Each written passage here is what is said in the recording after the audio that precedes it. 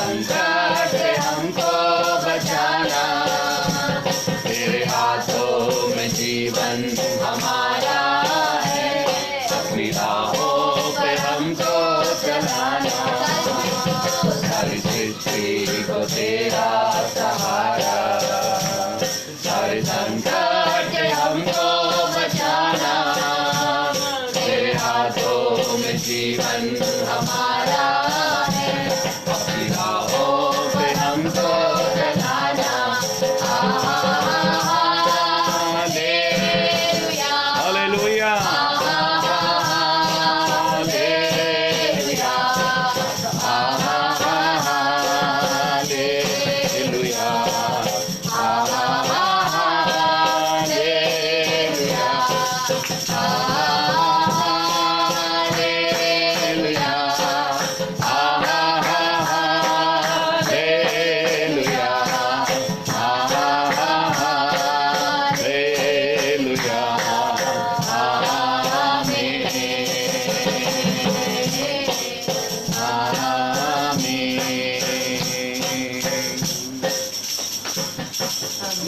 तेरे हाथों की रचना, हम रहे तेरी करुणा, संबंधन हमारा तेरा है, इन शैतान को छूने न देना, हम है तेरे हाथों की रचना, हम रहे तेरी करुणा,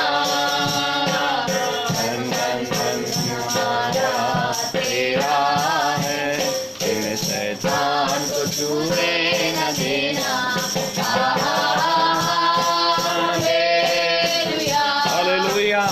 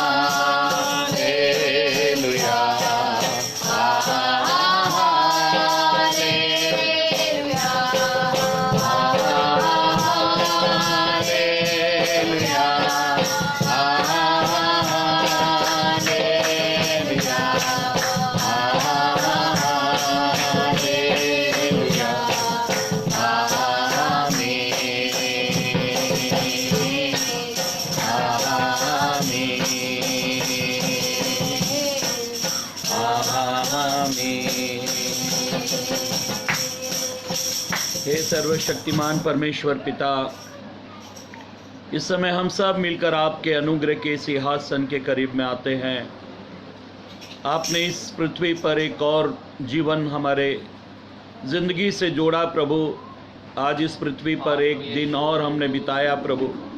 सुबह हमने आंखें खोली प्रभु, और ये शाम के वक्त तक प्रभु आपने हर प्रकार के खौफ, खतरे, डर, भय, चोट, मुसीबत, दुर्घटना से आपने हमें बचाया प्रभु। इसके लिए हम आपका धन्यवाद करते पिता।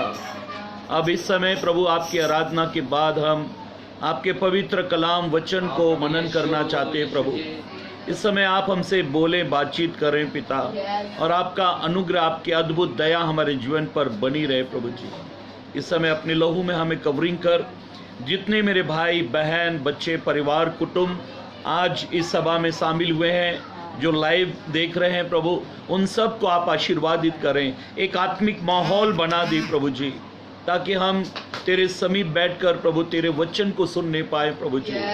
वचन में लिखा है कि जब लोग वचन को, पतरस वचन बोल ही रहा था, तब सुनने वालों पर पवित्र आत्मा उतरा।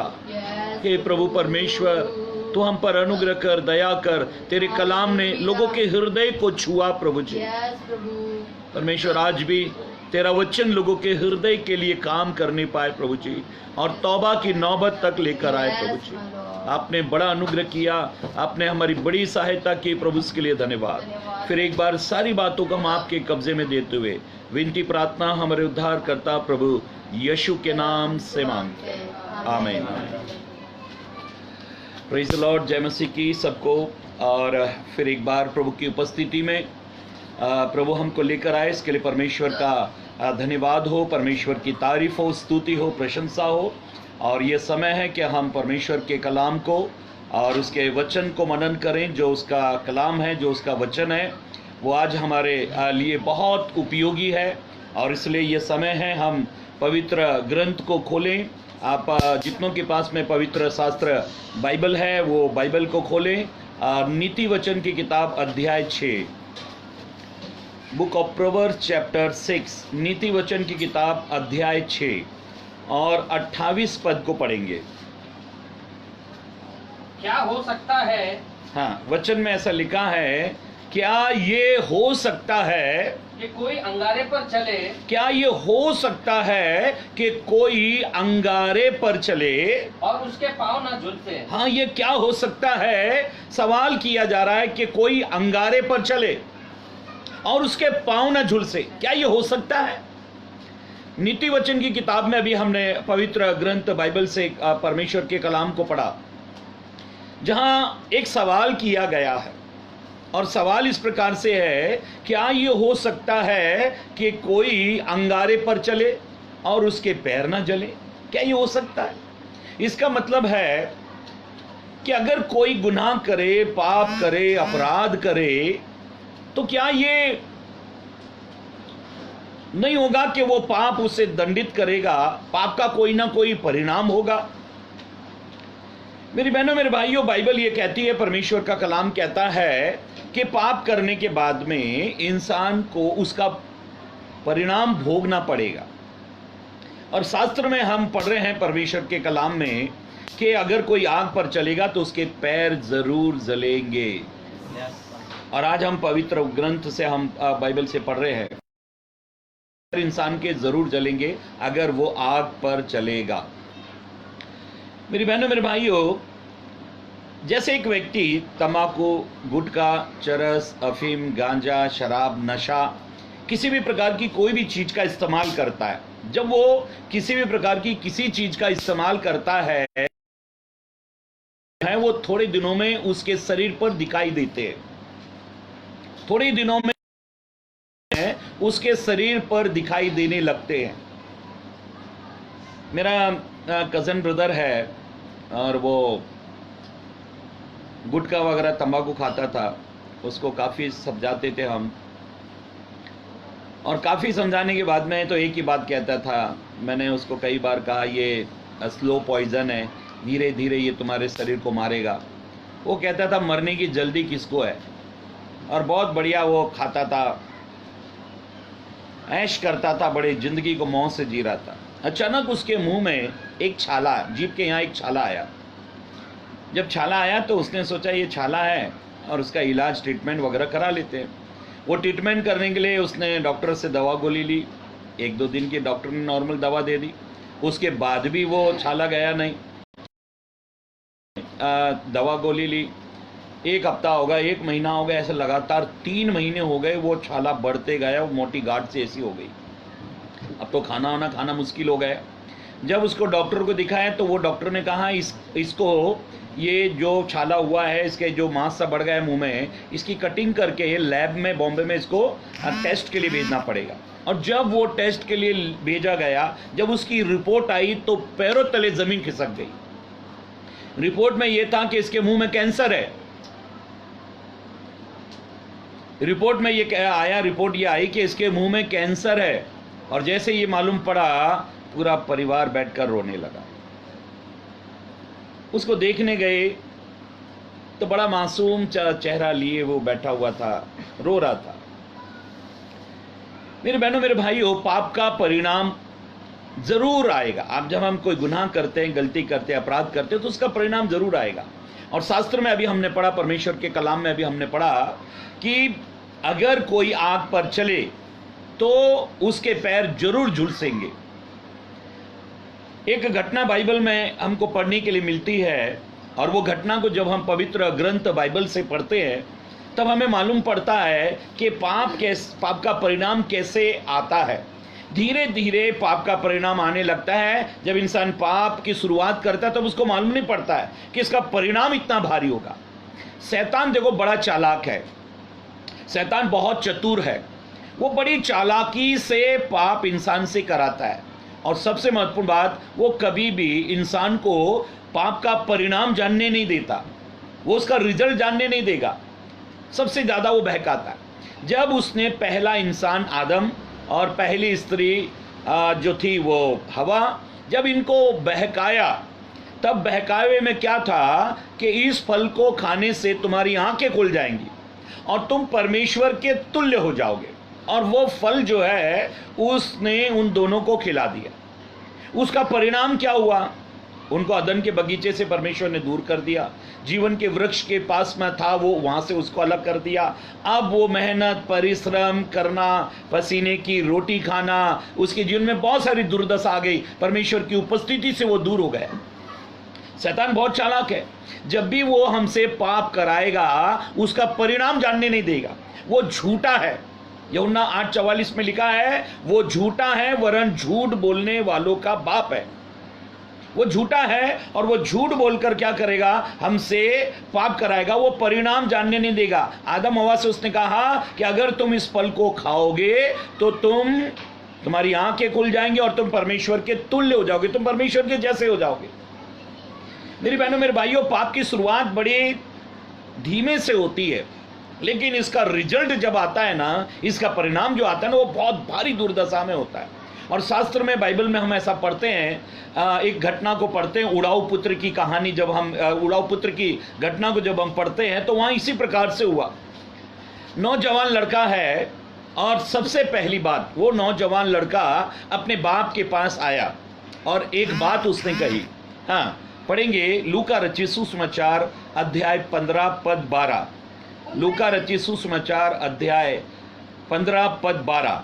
हाँ, छोटे ने पिता से कहा, छोटा लड़का जो था वो पिता के पास आया और उसने कहा, हे पिता, संपत्ति में जो भाग मेरा हो, संपत्ति में जो भाग मेरा है वो मुझे दे दीजिए। सबसे पहली बात, जब इंसान पाप करने की शुरुआत करता है तो वो बड़े अच्छी रीति से करेगा। मैंने शराबियों को देखा है, जब वो शराब पीना स्टार्ट करते तो बड़ी इंग्लिश, बड़ी क्वालिटी वाली, बड़ी महंगी वाली शराब पीते हैं। लेकिन जब वो एंड पर आते हैं ना, जब वो मरने पर आते हैं तो वो गटर छाप शराब पीते हैं, हाथ बट्टी वाली दारू पीएंगे, पाउच वाली, पौवा वाली दारू पी के मर जाते हैं। उनका लेवल जो है वो दिन प्रतिदिन नीचे डाउन होते जाता है, डाउन होते जाता है। इंसान बहुत भारी पाप जो है वो बहुत रंगीनी तरीके से करता है, बड़ी स्टाइल में करेगा, लेकिन उसका परिणाम जब आता है तो वो उसकी दुर्दशा कर देता है। बाइबल में हम पढ़ते हैं, एक बाप के 2 बेटे थे। छोटा बेटा आकर कहने लगा कि पिता, संपत्ति में जो कुछ मेरा हिस्से का है वो मुझे दे दो। संपत्ति में से हिस्सा मांग रहा है। पहली बात, सबसे पहली बात, पाप की शुरुआत जो है ना वो डिमांड से होगी। हम कुछ मांग करेंगे। जब भी हम परमेश्वर से कुछ मांग करते हैं ना तो पाप की शुरुआत हो जाती है, कुछ ना कुछ प्रॉब्लम आ जाता है। वचन में ऐसा लिखा, इसने डिमांड किया, इसने मांग की कि संपत्ति में जो मेरा है वो मुझे दे दो। अब जब बाप के घर में रह रहा है, सारी सुविधाएं इसके पास में है, तो इसको डिमांड करने की जरूरत क्या है? क्यों ये अलग होना चाहता है? बाइबल में हम पढ़ रहे हैं, परमेश्वर के कलाम में, परमेश्वर के वचन में, कि इसने सबसे पहली बात, इसने डिमांड किया कि संपत्ति में जो मेरा है वो मुझे दे दो। हम परमेश्वर से जैसे ही दूर जाते हैं ना, हमारी जीवन की दुर्दशा शुरू हो जाती है, पाप में जाने का रास्ता खुल जाता है। याद रखो, एक बच्चा, एक बेटा बाप के साथ में जब रहेगा तो वो कभी गुनाह नहीं करेगा, कभी कोई गलत नहीं करेगा, एकदम स्वर्गदूत की तरह बैठा रहेगा।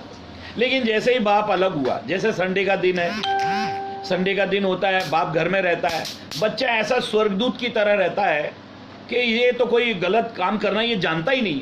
लेकिन मंडे टू सैटरडे वो ऐसा उड़ी मारेगा, ऐसे झूम मस्ती करेगा, यहाँ वहाँ भाग, इधर उधर सब उल्टे सीधे काम कर, लेकिन संडे को बिल्कुल शरीफ हो जाता है।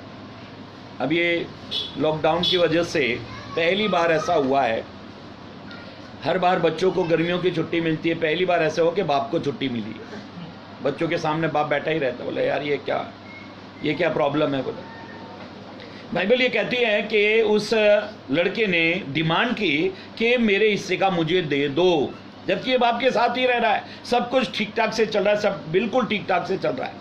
बाइबल ये कहती है कि इंसान अपनी इच्छाओं की पूर्ति करने के लिए कभी भी परमेश्वर, इंसान अपनी इच्छाओं की पूर्ति करने के लिए परमेश्वर से अलग हो जाता है। हम जब भी परमेश्वर से अलग होना चाहते हैं, अपनी इच्छा की पूर्ति करना चाहते हैं, अपनी मन मर्जी करना चाहते हैं, अपनी मर्जी से जीवन जीना चाहते हैं, तब हम परमेश्वर से अलग हो जाते हैं। पहली बात इसने डिमांड की। दूसरी बात, दोबारा 12 पद को पढ़ो। उनमें से छोटे ने पिता से कहा, उनमें से छोटे ने पिता से कहा, हे पिता, हाँ, संपत्ति में जो भाग मेरा हो, संपत्ति में जो भाग मेरा हो वो मुझे दे दीजिए। उसने उनको अपनी संपत्ति बांट दी। अपनी संपत्ति बांट दी। बहुत दिन ना बीते थे, बहुत दिन नहीं बीते थे कि छोटा पुत्र सब कुछ इकट्ठा करके हाँ, दूर देश को चला गया। ऐसा लिखा है, बहुत दिन नहीं बीते थे कि छोटे बेटे ने क्या किया, बाप से दूरी बना ली। कहाँ चला गया? बहुत दूर गया। कहाँ चला गया? उसने आसपास में मकान नहीं लिया। कहाँ लिया? बहुत दूर। बाप से बहुत दूरी बना ली उसने। उसे मालूम है बाप के साथ में रहूंगा। अब ये बाप से दूरी बनाने का कारण क्या है? क्योंकि बाप क्या करता था, इसके हर गलत काम पर टोकता था। आज भी बच्चे लोग जो है ना, अपने पिता से इसलिए मित्रता नहीं करते, दोस्ती नहीं करते, या एक पारिवारिक जैसा माहौल इसलिए पैदा नहीं होता क्योंकि वो टोकता है। वो उनके हर गलत काम पर टोकेगा। अगर बच्चा सो रहा है बोलेगा उठ जा, अगर बच्चा गलत रीति से बैठा है उसको बोलेगा सीधी रीति से बैठ, अगर वो पढ़ नहीं रहा तो उसको बोलेगा पढ़ ले। हर वो सिस्टम उसको सिखाता है। बच्चे को ऐसा लगता है पता नहीं ये कौन है। दरअसल जो बाप की भूमिका होती है घर में, उस बाप की भूमिका को लोग बिगाड़ देते हैं। पिता की जो भूमिका होती है घर में, उसको लोग बिगाड़ देते हैं।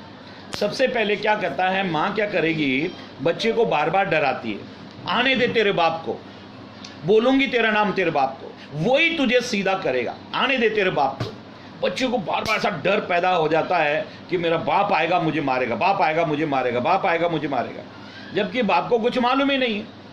बाप के प्रति बच्चे के मन में ऐसा हवा जैसा पैदा कर देते, बाप को शैतान जैसे प्रेजेंटेशन करते हैं। वो कोई राक्षस ऐसा करके प्रेजेंटेशन करेंगे और वो घर वाले डर, बच्चे लोग अंदर अपने माइंड में नफरत सी बिठा कर रख लेते हैं। इस पवित्र ग्रंथ बाइबल में ऐसा लिखा है कि ये पिता जो था वो बड़ा प्रेमी था, बड़ा दयालु था, अपने बच्चों को बहुत मोहब्बत करता था, लेकिन बच्चे को अपनी कुछ इच्छा पूरी करनी थी, इसलिए वो अलग हो गया। एक पद पढ़ लो तो आपको समझ में आ जाएगा। नीति वचन की किताब 18 अध्याय पहला पद। नीति वचन की किताब 18 अध्याय पहला पद। हाँ, जो दूसरों से अलग हो जाता है, जो दूसरों से अलग हो जाता है, वो अपनी ही इच्छा को पूरी करने के लिए हाँ, ऐसा करता है। जो दूसरों से अलग होता है वो अपनी इच्छा पूरी करने के लिए अलग होता है। मेरी बहनों मेरे भाइयों, बाइबल ये कहती है अलगाव, डिस्टेंस।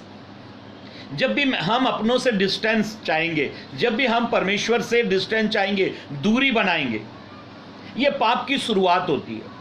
परमेश्वर से दूरी बनाना समझो पाप की शुरुआत है। जब परमेश्वर ने आदम को आवाज मारी तो आदम ने क्या किया, परमेश्वर से दूरी बनाई। एक आवाज में आदम दौड़ कर आता था, लेकिन आज आदम क्या हो गया, उसने परमेश्वर से दूरी बना ली, वो छुप गया, वो डिस्टेंस हो गया। बाइबल ये कहती है, परमेश्वर का कलाम कहता है, परमेश्वर का वचन कहता है कि जो औरों से दूर हो जाता है वो अपनी इच्छा पूरी करने के लिए दूर हो जाता है।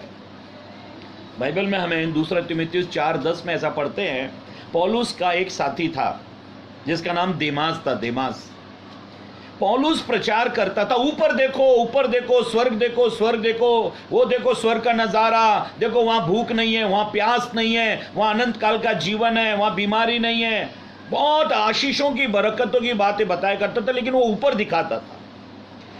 पौलुस के साथ में जो रहने वाला एक और प्रचारक था, उसका नाम देमास था, वो ऊपर नहीं देखता था, वो नीचे देखता था। पौलुस स्वर्ग को देखता था, देमास संसार को देखता था। पौलुस स्वर्ग को दिखाता था, देमास संसार को दिखता था। और देखते देखते देखते देखते देखते ऐसा हुआ देखते देखते देखते ऐसा हुआ कि देमास को जो है संसार इतना प्यारा लगा कि उसने स्वर्ग के प्रचारक से अपना जीवन अलग कर लिया। ऐसा लिखा है कि देमास पौलुस को छोड़कर चला गया क्योंकि उसको संसार अधिक प्रिय लगा। जब हमको संसार अधिक प्रिय लगता है ना, तो हम स्वर्ग के परमेश्वर को छोड़ देते हैं। देखो, दो लोगों में दोस्ती कब होती है? जब वो एक माइंड के होते, एक विचार के होते, एक सोच के होते, तो दो लोगों में दोस्ती होती है। आज दो लोगों में दोस्ती का एक कारण होता है, वो दोनों एक जैसा सोचना चाहिए। परमेश्वर ने दाऊद को कहा, दाऊद मेरे मन के अनुसार है। क्यों कहा दाऊद को ये मेरे मन के अनुसार है? क्योंकि जैसा परमेश्वर सोचता था, जैसा परमेश्वर कहता, दाऊद वैसा करता था। इसलिए दाऊद को परमेश्वर ने कहा, ये मेरे मन के अनुसार है, जैसा मैं सोचता हूं वैसा ही ये भी सोचता है। मेरी बहनों, मेरे भाइयों, बाइबल ये कहती है कि देमास ने क्या किया? पौलुस को छोड़ने का एक कारण था क्योंकि उसको जमीन अच्छी लग रही थी, पृथ्वी अच्छी लग रही थी, उसको संसार अच्छा लगा। इसलिए उसने क्या किया कि पौलुस को छोड़ दिया, क्योंकि पौलुस का प्रचार ऊपर का था, देमास का प्रचार नीचे का था। अभी दोनों में डिस्टेंस, दोनों में दूरियां आ गई। जो शास्त्र कहता है, जो बाइबल कहती है, हम उस पर चलना चाहिए। आजकल के प्रचारक जो है वो जमीन दिखा रहे हैं। तुमको ये मिलेगा, तुम हवाई यात्रा करोगे, तुम्हारा वीजा खुलने वाला है, तुमको नौकरी मिलने वाली है, तुमको छोकरी मिलने वाली है, तुमको मकान मिलने वाला है, तुम्हारा 1 BHK 2 BHK होने वाला है। वो सब पृथ्वी दिखा रहे, संसार दिखा रहे, और उनके फॉलोवर्स ज्यादा हैं। आजकल तो ऐसे प्रचारक आए हैं, आपके घर का नंबर बताएंगे, आपकी गाड़ी का नंबर बताएंगे। ये कौन से वचन से मैच हो रहा है, मेरी तो कोई समझ में आती नहीं बात। वो बोलते हैं आपके मुझे एक नंबर प्रभु बता रहा है। वो बोला ये नंबर बता रहा है, बोले ये तो मेरी वाइफ का डेट ऑफ बर्थ है। वाह वाह वाह, आपको कैसे मालूम मेरी वाइफ का डेट ऑफ बर्थ? अरे भाई, आप ये सब कुछ सिखाया जाता है। आप विदेश में जाओ, सब एक व्यक्ति का एक नंबर होता है, वो नंबर को टाइप करो कंप्यूटर पर, उसकी पत्नी का, बच्चों का, उसने कितनी पढ़ाई की, वो कहाँ रहता है, उसकी कार का नंबर क्या है, पूरा बायोडाटा सामने आ जाता है। ये कोई क्या, मतलब आजकल के प्रचारक क्या प्रचार कर रहे, कुछ समझ में नहीं आ रहा। वो सब नीचे का प्रचार कर रहे हैं। पौलुस ऊपर का प्रचार करता था, देमास नीचे का प्रचार करता था। दोनों में डिस्टेंस हुआ, दोनों अलग हो गए। पाप का परिणाम क्या होता है, आज हम उसके बारे में बात कर रहे हैं। और वचन में ऐसा लिखा है, बाइबल ये कहती है, परमेश्वर का कलाम ये कहता है कि उड़ाऊ पुत्र जो था उसने बाप से दूरी बनाई। उसने जो उसके हिस्से का बाप ने उसको दिया, वो उसको लेकर इतनी दूर चला गया कि बाप की नजर नहीं पड़नी चाहिए, बाप बीच में कहीं टकरा नहीं जाना चाहिए, बाप बीच में कहीं मिल नहीं जाना चाहिए, नहीं तो वो टोकेगा। प्रभु यीशु मसीह ने अपने शागिर्दों को 12 शागिर्दों को 3.5 साल अपने साथ में रखा। 3.5 साल में सबसे प्रिय जो शागिर्द था, यीशु का सबसे प्रिय जो शागिर्द था, उसका नाम है, सबसे प्रिय जो चेला था उसका नाम है पतरस। 3.5 साल में, उस 3.5 सालों में पूरी हर किताब में आप देखो, पतरस को कहीं ना कहीं प्रभु यीशु ने डांट लगाई, फटकार लगाई, जबकि वो सबसे प्रिय था। लेकिन सबसे ज्यादा फटकार, सबसे ज्यादा डांट जो है वो पतरस को लगी। इसलिए पतरस को सबसे ज्यादा फटकार लगी, पतरस को सबसे ज्यादा डांट लगी, इसलिए वो सबसे बड़ा प्रेरित भी बना। अगर आपका पिता आपको बहुत डांट रहा है, फटकार लगा रहा है, तो समझ लेना ये मेरे बहुत भले के लिए सोच रहा है। अगर पिता आपको कोई भी काम करने से रोक रहा है, तो वो वर्तमान को मत देखो, वो तुम्हारे भविष्य के लिए तैयारी करा रहा है। परमेश्वर जब मुझे और आपको कोई बात समझाता है, जब मुझे और आपको कोई वचन देता है, तो समझ लेना ये मेरे भविष्य को उज्जवल करना चाहता है। और बाइबल ये कहती है, परमेश्वर का कलाम कहता है, पौलुस ऊपर का प्रचार कर रहा है, देमास नीचे का प्रचार कर रहा है, डिस्टेंस हो गया। वचन में ऐसा लिखा है, बाइबल ये कहती है, परमेश्वर का कलाम कहता है, 13 पद को दोबारा पढ़ेंगे। बहुत दिन ना बीते थे कि छोटा पुत्र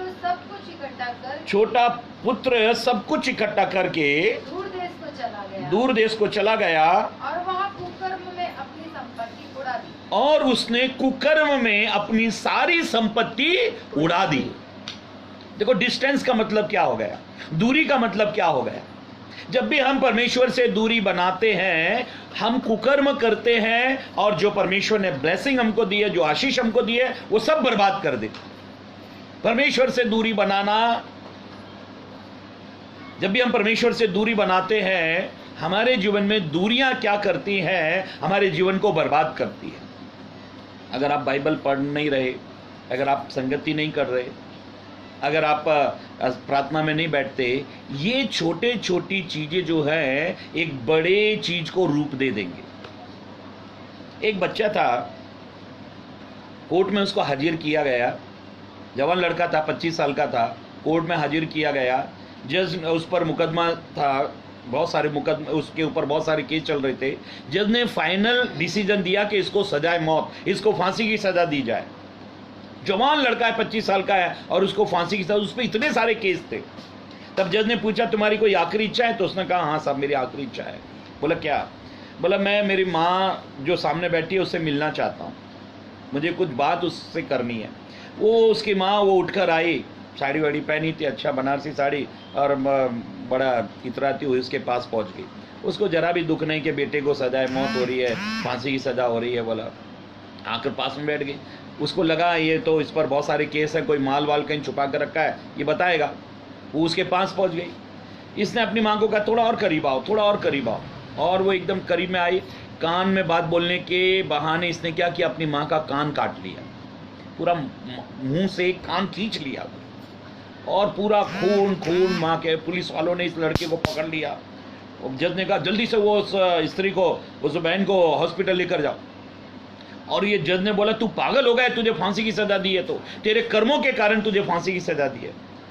लड़का, जो जवान लड़का था, उसने कहा, साहब, मुझे जो फांसी की सजा मिली है वो ठीक मिली। मैंने ऐसे पाप किए थे, ऐसे काम किए थे जिसके कारण मुझे फांसी की सजा मिली है। और मैंने बहुत सारे मर्डर किए हैं, चोरियां की हैं, बहुत सारा गलत काम किए हैं, जिसके कारण आपने जो डिसीजन दिया है, मुझे उसमें आपसे कोई शिकायत नहीं है। मुझे शिकायत मेरी माँ से है। उसने बोला, माँ से? माँ से तुझे क्या शिकायत है? बोला, माँ से मेरी शिकायत ये है कि जिस दिन जब मैं 3-4 साल का था, स्कूल गया, जब मैं 3-4 साल का था, स्कूल गया, पहली बार जब मैं एक पेंसिल चोरी करके लाया, एक पेंसिल चोरी करके लाया, मेरी माँ ने मुझे कहा, वो स्कूल मत लेके जाना, इसको घर के लिए इस्तेमाल करना। और उसने वो मुझे वो दी। दूसरे दिन मैं कंपास चोरी करके लाया, पेंसिल चोरी करके लाया। ऐसे ऐसे करते करते करते करते करते मैं कभी किसी के घर में से कुछ उठा लेकर आता, कभी कुछ लेकर आ जाता, कभी कुछ चोरियां करते। धीरे धीरे धीरे धीरे मैं इसमें माहिर होता गया। फिर मैंने बड़ी बड़ी डकैतियां डाली, फिर मैंने हाफ मर्डर, फुल मर्डर, फिर सुपारी लेना शुरू कर दिया। मैंने बड़े बड़े अपराध करना शुरू कर दिया।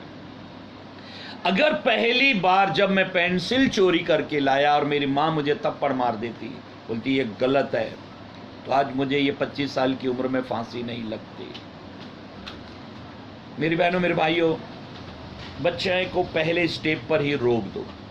पहले ही कदम पर जब उसने कोई गलती की, उसको मारो, उसको बता दो कि तुम्हारे पाप से हम नफरत करते हैं। याद रखो, यीशु मसीह जो है वो पापियों को मारने नहीं आए। यीशु मसीह पापी को बचाने आए, लेकिन वो पाप को मारने आए। वो पापी को बहुत प्यार करते, लेकिन वो पाप को मारने आए। जब भी यीशु ने किसी को चंगाई दी, एक बात चंगाई के बाद में जरूर कही, जा आगे से पाप मत करना। बाइबल ये कहती है, परमेश्वर का कलाम कहता है कि उसने कुकर्म में अपनी सारी संपत्ति उड़ा दी। डिमांड हुआ, उसने मांग की, अपने पिता से दूरी बनाई, और जैसे ही दूरी बनी, ऐसा लिखा है, जैसे ही उसने दूरी बनाई, दूरी बनाने के कारण ऐसा लिखा है कि वो कुकर्म करने लगा। अब जितना भी परमेश्वर की उपस्थिति में रहोगे, आप पाप से बचोगे। जितना आप प्रभु के चरणों में बैठोगे, उतने आप पाप से बचोगे। जितना आप बाइबल पढ़ोगे, आप पाप से बचोगे। ज़्यादा से ज़्यादा समय बाइबल में बिताना चाहिए, प्रार्थना में बिताना चाहिए, संगति करना चाहिए, कोई आत्मिक काम करते रहना चाहिए जिसमें आप बिजी हो जाओ। जहां आप इजी हुए, जैसे आप इजी हुए, शैतान आ जाएगा। बाइबल ये कहती है, यीशु ने 40 दिन 40 रात उपवास किया, और कहीं नहीं लिखा कि शैतान आया। एक भी जगह नहीं लिखा शैतान आया। इन 40 दिनों में एक भी बार शैतान यीशु के पास नहीं आया। जैसे ही उपवास खत्म हुआ, शैतान आ गया। उसे मालूम पड़ा कि अब यीशु इजी हो गया है, उसके पास चलो। जैसे मैं और आप आत्मिक काम नहीं करते तो हमको शैतान जो है हमारे पास तुरंत आ जाता है, वो हमसे संसारिक काम कराता है। बोलते हैं अब ये गीत हो गए, अब ये प्रार्थना हो गई, अब ये संसार का कुछ तो भी सोचेंगे। और हम आत्मिक लोग भी बड़े अजीब लोग रहते हैं। पहला शब्द तो इतना अच्छा कहते हैं, स्वर्ग हिल जाता है। Praise the Lord, praise the Lord, praise the Lord, hallelujah, praise the Lord, ऐसे बोलेंगे। जैसे ही प्रेज द लॉर्ड खत्म हुआ, फिर संसार की बातें चालू हो गई। और कैसा है, बेटी की शादी हो गई, मकान बन गया आपका, जो आपने लोन लिया था उसकी चुकता हो गया, बोलो। और कैसा लड़का क्या कर पहुंच गया अमेरिका, बस संसार की बातें शुरू हो जाती है। बाइबल में हम पढ़ते, परमेश्वर के कलाम में हम पढ़ते हैं कि दूरियां, परमेश्वर से जब हम दूरी बनाते तो फिर हम पाप में गिर जाते हैं और फिर कुकर्म करना शुरू कर देते हैं। 15 पद पढ़ लो, लूका 15 अध्याय 15 पद। इसलिए वह उस देश के निवासियों में से हाँ एक के यहाँ जा पड़ा। हाँ, उसने उसे अपने खेतों में सूअर चराने के लिए भेजा। अभी ऐसा लिखा है, एक बहुत बड़े धनवान का ये बेटा है, बहुत बड़े धनवान का बेटा है, लेकिन दुर्दशा इतनी खराब हो गई, दुर्दशा इतनी खराब हो गई, हालात इससे खराब हो गए कि इसने क्या किया कि जिसने देखा कि जो माल मैंने बाप से लिया था वो सब कुकर में उड़ा दिया। उस देश में अकाल पड़ा और ये जब नौकरी मांगने कहीं गया उस देश में, किसी ने इसको नौकरी पर नहीं रखा। ऐसे लिखा है, ये एक सूअर चराने वाले के यहाँ जा पड़ा। एक होता है मेहमान जिसको इनविटेशन दिया जाता है, बुलाया जाता है, तब वो आता है। एक ऐसा होता है जो आ पड़ता है, जबरदस्ती आ जाता है। ये जबरदस्ती उसके यहाँ जाकर रहने लगा। बाइबल ये कहती है, परमेश्वर का कलाम कहता है कि ये व्यक्ति उस सूअर चराने वाले के यहाँ जा पड़ा, और जैसे सूअर चराने वाले के यहाँ जा पड़ा, उसने इसको सूअर चराने के लिए भेजा। बहुत बड़ी दुर्दशा हो गई इसकी। पवित्र शास्त्र बाइबल में सूअर नहीं खाना, सूअर से किसी प्रकार का संबंध नहीं रखना, पवित्र ग्रंथ बाइबल में लिखा है। लेकिन ये इतने बड़े बाप का बेटा है, अब ये सूअरों से इसका संबंध हो गया। इसका मतलब वचन के खिलाफ जीवन हो गया, कुकर्म हो गया, दुर्दशा खराब हो गई, और इतनी दुर्दशा हो गई कि अब ये सूअरों के साथ में रहने लगा। सूअरों से जीवन इसका हो गया।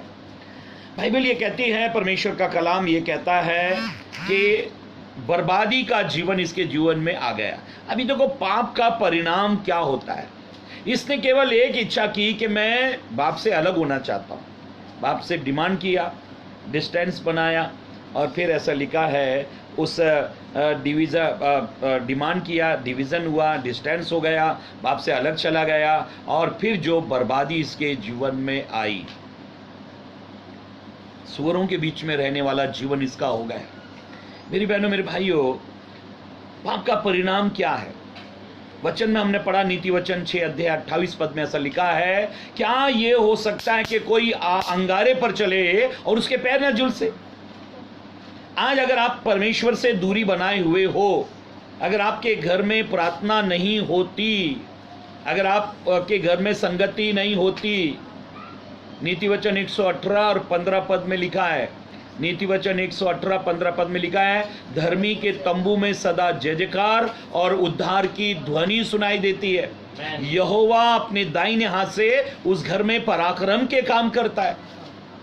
हमारे घर में एक आवाज सुबह आनी चाहिए, स्तुति, आराधना, परमेश्वर की प्रशंसा, ये निरंतर होना चाहिए। और इसलिए बाइबल ये कहती है, परमेश्वर का कलाम, परमेश्वर का वचन ये कहता है कि बर्बादी आने का कारण ये था क्योंकि इसने खुदा से दूरी बना ली, पाप में जीवन बिताना शुरू कर दिया।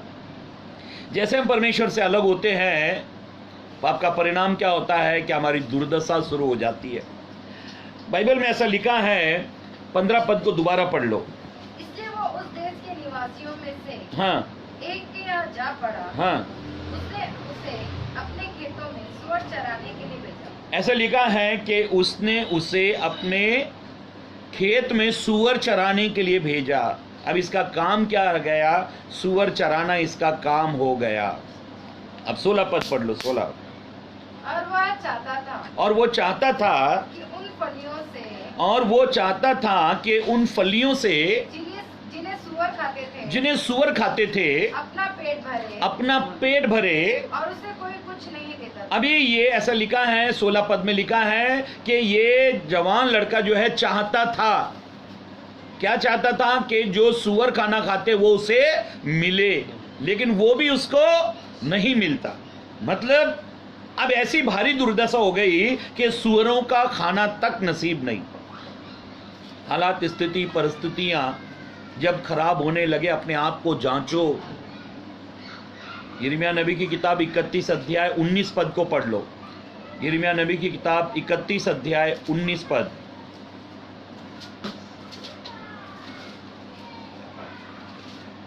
हाँ, भटक जाने के बाद मैं पछताया। ऐसे लिखा है कि जब मैं भटक गया तो मैं पछताया। याद रखो 3 काम हमको करने हैं। भटक जाने के बाद क्या करना है? पछताना है। भटक जाने के बाद पछताओ। अगर आपके जीवन में आप राह भूल गए, रास्ते गलत चुन लिया, तो भटक गए तो पछताओ कि अरे मैंने गलत रास्ता चुन लिया, मैं गलत मार्ग पे चला गया। परमेश्वर के पास आने के लिए सबसे जरूरी है कि अगर राह आपने बदली की है, उस राह को सुधार करो। भटक जाने के बाद पछताओ। हाँ, दूसरी बात, और सिखाए जाने के बाद मैंने छाती पीटी। और जब आपको सिखाया जाए, जब सिखाया जाए तो क्या करो? छाती पीटो। जब कोई सिखाए आपको कि तुम गलत रास्ते पर हो, तुम गलत रास्ते पर हो, तो छाती पीटनी चाहिए, ना कि उस गलत रास्ते पर फक्र होना चाहिए। एक शराबी था, इतना बड़ा ड्रिंकर था, वो सब लोग समझाते थे, शराब छोड़ता ही नहीं था। सब लोग उसको समझाते थे लेकिन नहीं मानता था। एक बहुत बड़ा डॉक्टर था, उसने कहा भाई इसको काउंसलिंग देनी पड़ेगी, मैं इसको काउंसलिंग दूंगा और ये शराब छोड़ देगा, उसको मेरे हॉस्पिटल लेकर आ जाओ। दूसरे दिन ये परिवार उस शराबी को हॉस्पिटल लेकर गए। डॉक्टर के रूम में आए। डॉक्टर ने कहा कि देखो मैं आपको समझाता हूँ, मैं कोई मेडिसिन नहीं दूंगा, लेकिन मैं आपको समझाऊंगा और आप आज ही शराब पीना छोड़ दोगे। शराबी बैठ गया, उसका परिवार बैठा हुआ है। डॉक्टर ने क्या किया, एक गिलास सामने रखा, एक गिलास रखा और उसमें पानी डाला। शराबी ने देखा गिलास है और उसमें पानी डाल दिया। फिर एक मक्खी, उसने शराबी के सामने ही वो मक्खी जो है वो पानी में डाल दी। पानी में डालने के बाद में उसको पूछा कि ये देखना मक्खी मर गई है क्या? शराबी ने मक्खी चम्मच से निकाली और टेबल पर रखी तो मक्खी उड़ गई। उसने बोला मक्खी मरी नहीं? बोला नहीं मरी साहब। फिर उससे शराबी से पूछा तुम्हारे पास शराब है? उसने बोला हाँ है, बोतल है मेरे पास, जेब में रखी है, छोटी सी बोतल जेब में रखी। तो उसने लाओ ये गिलास में डालो। एक गिलास, खाली गिलास उसको दिया, उसने गिलास में शराब डाल दी। फिर एक मक्खी जो है डॉक्टर ने वो शराब में डाल दी। शराब में डालने के बाद में शराबी को पूछा चम्मच से उस मक्खी को निकालो। शराबी ने वो चम्मच से मक्खी निकाली, टेबल पर डाली तो देखा वो मक्खी उड़ती नहीं, वो तो मर गई। डॉक्टर ने पूछा ये मक्खी उड़ क्यों नहीं रही? बोले मक्खी तो मर गई इसलिए नहीं उड़ रही। तब डॉक्टर ने कहा तुमको कुछ बात समझ में आई? देखो पानी पीने से मक्खी नहीं मरी, लेकिन शराब पीने से मक्खी मर गई। कुछ बात समझ में आई? ये व्यक्ति तो बोल रहा हाँ साहब मेरी बात समझ में आई। शराबी कहने लगा मेरी बात समझ में आ गई, आगे मेरी बात समझ में आ गई। बोलो आप क्या है तुम्हारे पास में? एक गिलास पानी का रखा है और एक गिलास शराब का रखा है, अब तुम क्या पीना चाहोगे? उसने, शराबी ने शराब का गिलास उठाया और वो पी गया। डॉक्टर बोले अरे ये क्या हो गया? बोले अभी इसको इतनी अच्छी तरह से समझाया फिर भी इसने शराब पी ली। बोले तुमने शराब क्यों पी? मैंने इतना तुमको समझाया फिर भी शराब पी ली। बोला साहब आप तो बहुत ज्ञानी आदमी हो, सच में आप बहुत ज्ञानी आदमी हो। मुझे आज तक ये मालूम ही नहीं था कि शराब पीने से पेट में जो कीड़े होते हैं वो भी मर जाते हैं। अभी क्या करूँगा मैं, एक गिलास एक्स्ट्रा इसके लिए भी एक पिया करूँगा, एक एक्स्ट्रा गिलास इसके लिए भी पिया करूँगा। पेट में कोई भी कीड़े मकोड़े बैक्टीरिया ये वो सब होते हैं, वायरस ये क्या क्या फैलते हैं, एक इसका भी पिया करूँगा। तो इससे क्या होगा, ये चीज़ें भी ख़त्म हो जाएगी। मेरी बहनों मेरे भाइयों, परमेश्वर के अभिषिक्तों, बाइबल ऐसा कहती है, परमेश्वर का कलाम ये कहता है कि ये इसका जीवन इतना बर्बाद हो गया कि सुअरों के खाने की इच्छा करने की ये इच्छा करता था और वो भी कोई इसको नहीं देता था। दुर्दशा इतनी खराब हो गई, संसार की दुर्दशा इतनी खराब हो रही है। बड़े से बड़े ताकतवर देश आज दवा गोलियों को ढूंढ रहे हैं। बड़े से बड़े बुद्धिमान देश, संसार के जो बड़े बड़े ज्ञानी लोग थे, वो डॉक्टर लोग थे, आज एक एक लोग जो हैं वो संसार में छुटकारा ढूंढ रहे हैं। बाइबल ये कहती है, परमेश्वर का कलाम ऐसा कहता है। अब इसका 17 पद पढ़ो। 17। जब वह अपने आपे में आया, ऐसा लिखा है, जब वो अपने आपे में आया तब वो कहने लगा, मेरे पिता के कितने ही मजदूरों को, मेरे पिता के घर में कितने ही मजदूरों को भोजन से अधिक रोटी मिलती है, भोजन से अधिक रोटी मिलती है, और मैं यहाँ भूखा मर रहा हूँ। और मैं यहाँ क्या कर रहा हूँ? भूखा मर रहा हूँ। हाँ, यिर्मयाह नबी की किताब में हमने 3 बात पढ़ी है। पहली बात, भटक जाने के बाद में मैं पछताया, सिखाए जाने के बाद मैंने छाती पीटी, और पुराने पापों को याद करके मेरा मुंह काला हो गया। कभी भी याद रखना चाहिए, पुरानी जिंदगी को याद करना चाहिए। हमने पवित्र ग्रंथ बाइबल में ऐसा पढ़ा कि उड़ाऊ पुत्र जब सूअरों के बीच में बैठा है, तब ऐसा लिखा है कि वो आपे में आया। आपे में आए का मतलब क्या है? उसको रियलाइज हुआ, वो होश में आया। वो होश में आया, वो उसने सोचने लगा, मैं क्या कर रहा हूं, मैं कहां पर हूं। आज मेरी बहनों, मेरे भाइयों, आप जहां पर भी हो सोचो, क्या इस स्थिति के लिए प्रभु ने आपको बुलाया? आपके हाथ में, आपकी जेब में, आपके घर में क्या ऐसी चीज है जिसके कारण आप ऐसा लगता है कि ये भाई अपना तो जीवन सूअरों के जैसे जीवन हो गया? बाइबल ये कहती है, परमेश्वर का कलाम, परमेश्वर का वचन ये कहता है कि जब ये आपे में आया तब ये सोचने लगा। जब ये आपे में आया, 17 पद को दोबारा पढ़ेंगे। जब वह अपने आपे में आया, ऐसा लिखा है, जब वो अपने आपे में आया तब वो कहने लगा, मेरे पिता के कितने ही मजदूरों, मेरे पिता के घर में कितने ही मजदूरों को भोजन से अधिक रोटी मिलती, भोजन से अधिक रोटी मिलती है। मेरे पिता के घर में जितने नौकर काम करते हैं, खाना उनका 5 रोटी खाते, लेकिन मेरा पिता उनके सामने 10 रोटी रख देता है। मेरा पिता उनके सामने 10 रोटी रखता है। 5 की भूख है लेकिन रोटी 10 रख देता है। इसका मतलब यह है कि मेरा पिता उनको इतना प्यार करता है, नौकरों को इतना प्यार करता है। अब ये व्यक्ति को अपने पिता के घर की आशीष, बरकत याद आने लगे। आप परमेश्वर के साथ का जीवन देखो और संसार के साथ का जीवन देखो, आपको फर्क मालूम पड़ जाएगा कि परमेश्वर के साथ रहने में क्या आशीष है और संसार के साथ रहने में क्या आशीष है। बाइबल में ऐसा लिखा है कि इसको याद आया कि मजदूरों को, नौकरों को मेरे पिता के घर में पेट भरने से अधिक भोजन मिलता है। इसलिए ये अपने पिता को और उसके घर को, उसकी बरकतों को याद रखने लगा, याद करने लगा।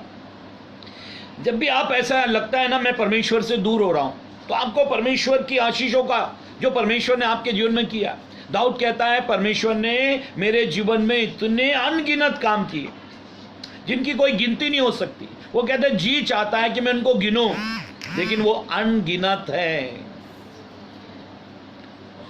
यूहन्ना रचित सुसमाचार 21-25 में लिखा है, यीशु मसीह ने इस पृथ्वी पर इतने अद्भुत काम किए, यदि वो किसी पुस्तक में लिखे जाएं तो वो पुस्तक इस पृथ्वी पर समाएगी नहीं। वो पुस्तक, वो किताब इतनी बड़ी होगी। मेरी बहनों, मेरे भाइयों, प्रभु अपने डरवैयों से कोई भली वस्तु कभी नहीं छुपाता। परमेश्वर मुझसे और आपसे कोई बढ़िया चीज कभी नहीं छुपाता। बाइबल कहती है, जवान सिंहों को तो घटी होगी और वो भूखे भी रह जाएंगे, लेकिन यहोवा के खोजियों को किसी भली वस्तु की कोई घटी ना हो।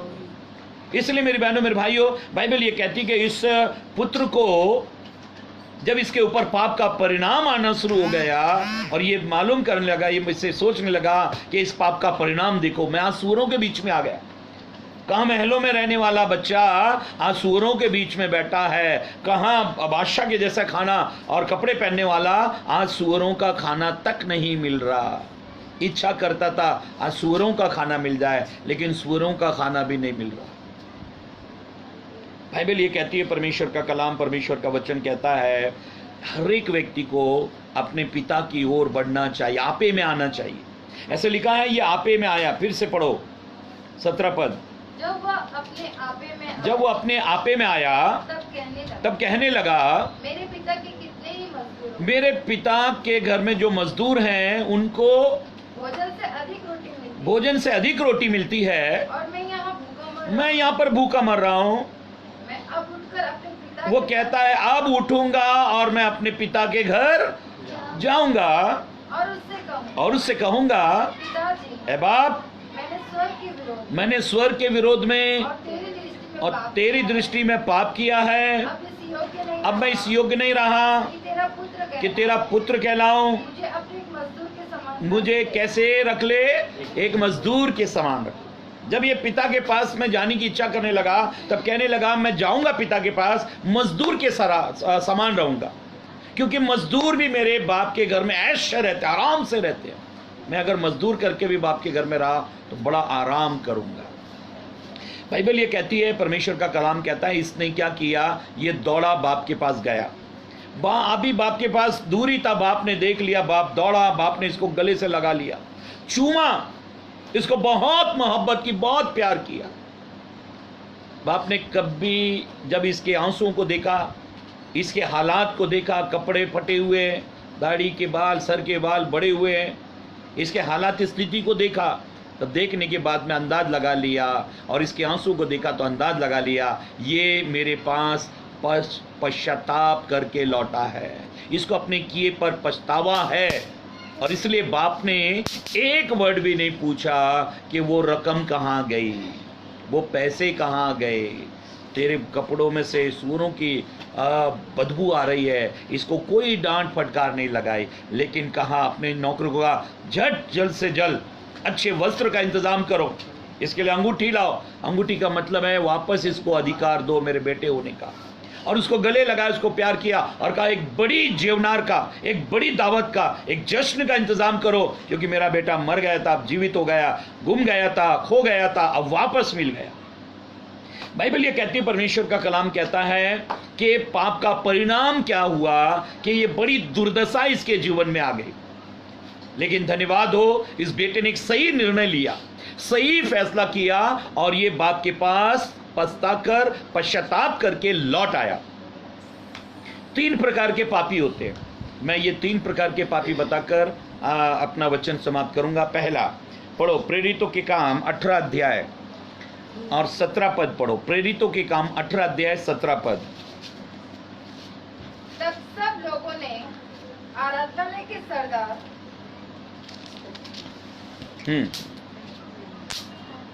तब सब लोगों ने आराधनालय के सरदार सोस्थिनेस को पकड़ के न्याय आसन के सामने मारा, परंतु गलीलियों ने इन बातों की कुछ भी चिंता न की। ऐसा लिखा है, परमेश्वर का कलाम कहता है 3 प्रकार के गलत लोग रहते हैं।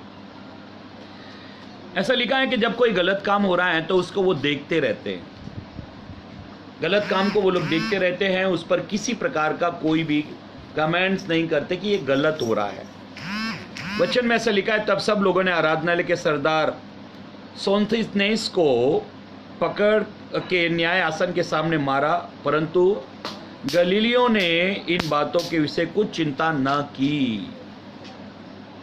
जब आपके सामने कुछ गलत हो रहा है तो तुरंत एक्शन लेना चाहिए, भाई ये काम गलत हो रहा है, तुरंत एक्शन लेना चाहिए कि ये काम गलत हो रहा है। लेकिन उन्होंने कुछ भी ऐसा नहीं किया। जब भी कोई गलत काम हो तुरंत एक्शन लेना चाहिए, भाई ये गलत है, गलत को गलत कहना। आज आप अगर गलत को गलत नहीं कहते तो इंसान होने का, आप इंसान हो इस पर शक होता है। दूसरी बात, इसी का 24 का 25 पढ़ लो। प्रेरितों के काम 24 का 25।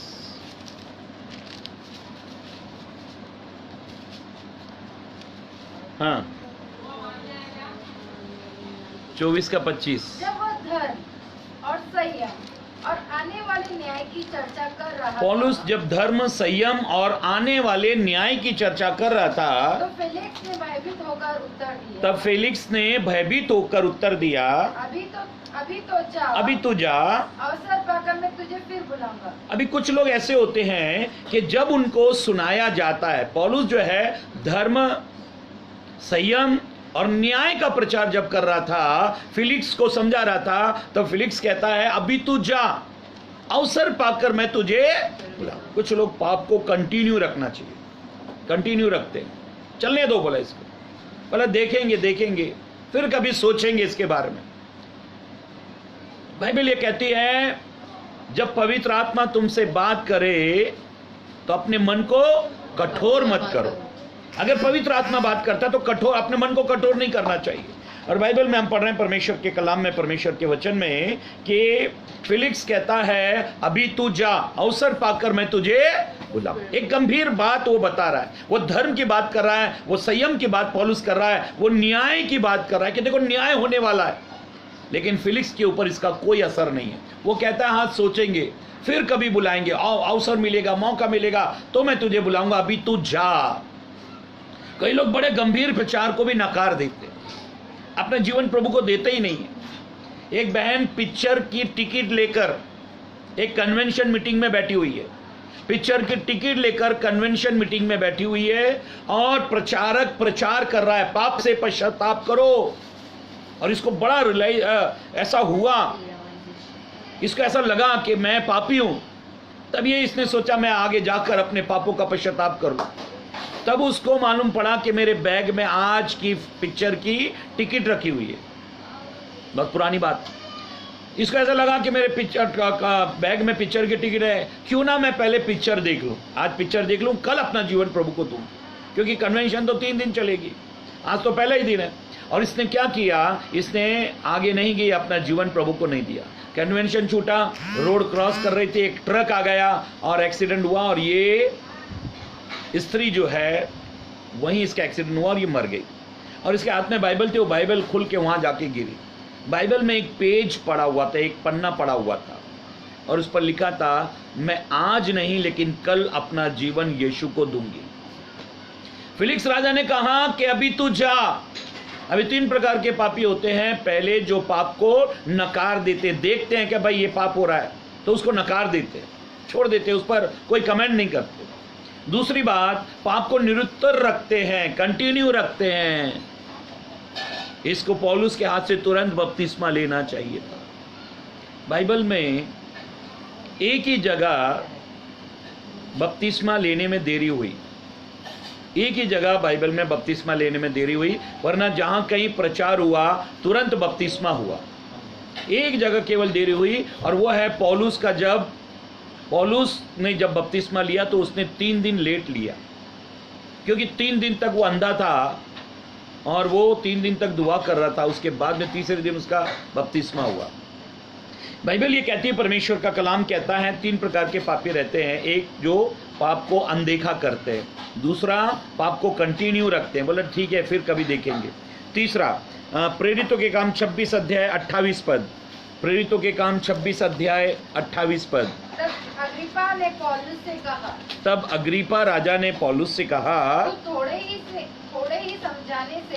थोड़े ही समझाने से मुझे मसीह बनाना चाहता है। तो थोड़ा ही सा मुझे बताया और मैं क्या मुझे मसीह बनाना चाहता है तू? कई लोग सोचते हैं कि पहले पूरी बाइबल पढ़ लें, परमेश्वर को बहुत अच्छी तरह से समझ ले, बपतिस्मा की स्टडी ले ले, फिर जाके बपतिस्मा लेंगे। बपतिस्मा की क्या स्टडी है? जिस दिन तुमको ऐसा लगे कि मैं आगे से पाप नहीं करूंगा, उसी दिन तुमको बपतिस्मा लेना चाहिए। किसी ने एक बहुत बड़े प्रचारक से पूछा कि एक व्यक्ति को बपतिस्मा कब देना चाहिए, एक व्यक्ति को बपतिस्मा कब देना चाहिए? तो उसने, एक बड़े सेवक ने ऐसा कहा, उस व्यक्ति को पूछो क्या तुमको पाप करने की इच्छा है? अगर वो कह दे नहीं तो उसी दिन उसको बपतिस्मा दो। पाप करने की इच्छा नहीं होनी चाहिए।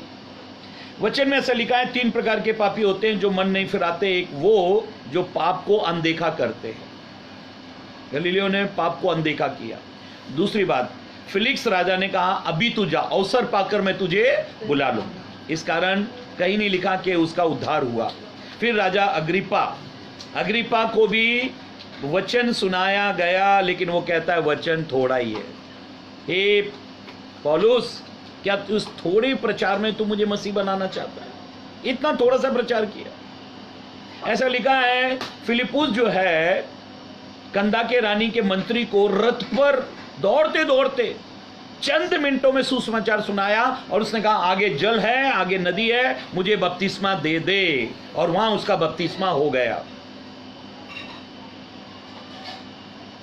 बाइबल ये कहती है, परमेश्वर का कलाम कहता है, निनवे के लोगों को जब योना ने प्रचार किया तो प्रचार कितने समय का था मालूम?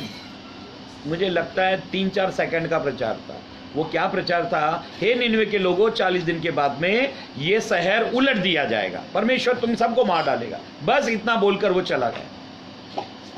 परमेश्वर कौन है? वो एलोहिम परमेश्वर है, वो यहोवा राफा परमेश्वर है, वो यहोवा नीसी परमेश्वर है। उसने जमीन आसमान बनाए, वो ऐसा परमेश्वर है। वो तुम्हारे पापों को उसने देखा, वो ऐसा किया। ये कुछ भी प्रचार नहीं किया,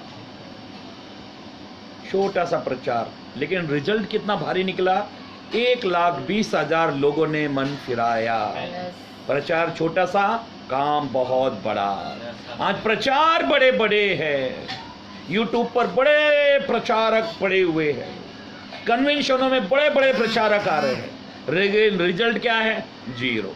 कोई अपना मन फिराता नहीं। याद रखो, पाप का परिणाम बहुत भारी रहेगा। पाप का रिजल्ट जो है वो बहुत भारी रहेगा। जो आज तंबाकू, गुटखा, चरस, अफीम, गांजा, नशा और शराब को पी रहे हैं, व्यभिचार कर रहे हैं, जो ऐसी चीजों का इस्तेमाल कर रहे हैं, वो शैतान उनको ये बात समझ में नहीं देता कि रिजल्ट कुछ नहीं है, ऐश करो, मजे करो, मजे करो, और लिख देते हैं ऊंचे लोगों की ऊंची पसंद। अब आदमी ऊंचे लोगों की ऊंची पसंद तो रखता है, लेकिन जाता फिर नीचे खड्डे में। बाइबल ये कहती है, परमेश्वर का कलाम कहता है पाप का परिणाम बहुत भारी होगा। और उड़ाऊ पुत्र ने जब पाप के परिणाम को देखा तो उसने क्या देखा कि उसकी बहुत भारी दुर्दशा हो गई है। अकाल के समय वो भूखा मरने लगा, जबरदस्ती किसी के घर जाकर पड़ गया, रहने लगा, और उसने ऐसा काम उसे दिया, उसने उसे सूअर चराने के लिए भेजा। खाना खाने के लिए वो सूअरों से उनके भोजन को छीनता था, जो वो छीन कर उनसे खा लेता था, क्योंकि कोई उसे कुछ नहीं देता था। तब वो आपे में आया। पाप के परिणाम ने उसकी जिंदगी बर्बाद कर दी। अगर आज आप परमेश्वर के कलाम को, वचन को सुनकर अपने हालात, स्थिति, परिस्थितियों को बदलना चाहते हो, अगर पवित्र आत्मा आप तुमसे बात कर रहा है, आपसे बात कर रहा है, तो तुरंत ये कहो कि प्रभु मैं आपे में आना चाहता हूं। आप मेरे मन को, मेरे विचारों को, मेरी बुद्धि को, मेरी आंखों को, मेरे हृदय को खोल दे प्रभु जी, ताकि मैं आपको स्वीकार करने पाऊं। आइए, मैं आप लोगों के लिए दुआ करने जा रहा हूं, ताकि आपका जीवन प्रभु के आगे ठीक प्रकार से चले। Thank you Lord Jesus, Lord we worship you. धन्यवाद मेरे यीशु राजा, धन्यवाद मेरे यीशु। स्तुति हो, स्तुति हो, स्तुति हो, स्तुति हो, स्तुति हो। पाप का परिणाम बहुत खतरनाक है, इसका रिजल्ट बहुत खतरनाक है।